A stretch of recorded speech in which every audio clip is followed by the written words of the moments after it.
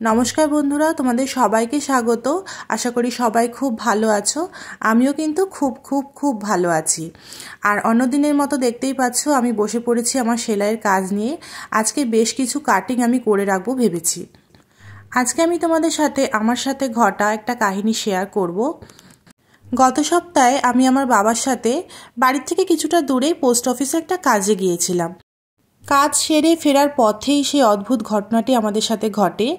যেই পথ দিয়ে আমরা ফিরছিলাম সেখানেই রাস্তায় 10 হাত দূরে আমার মনে হলো একটা মোটা বই পড়ে আছে। আমি মনে মনে ভাবছিলামই যে বইটা গিয়ে আমি তুলে নেব।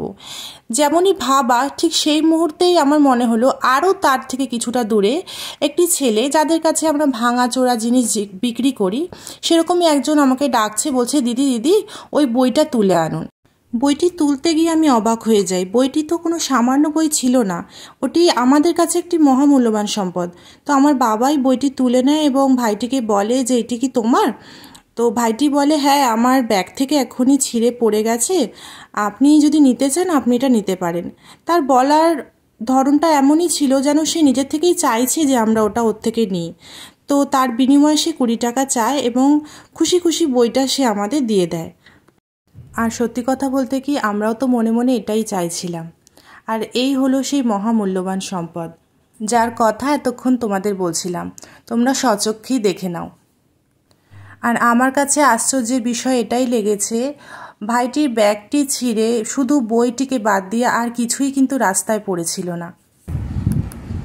আমি সত্যিই জানি না, আমি বুঝতে পারি না কে কোন পরিস্থিতিতে গীতা বিক্রি করে দিতে বাধ্য হয়েছিল। মানে ওই ভাইটির কাছে পেয়েছি, মানে কেউ না কেউ বিক্রি করেছে তবেই তার কাছে এসেছে। কিন্তু সংযোগের ব্যাপার এটাই যে তার আগের দিন, মানে এই ঘটনা যেটা তোমাদেরকে আমি বললাম, ঠিক এর আগের দিনই আমার বাবা বলছিল যে আমার কাছে একটা ছোট গীতা আছে, আমি বাংলায় অনুবাদ একটা গীতা আছে সেটা কিনবো ভাবছি। আমার বাংলায় অনুবাদ যেটা করা রয়েছে আমার পড়তে বা বুঝতে সুবিধা হবে। তো এই ঘটনাটাই ঘটে।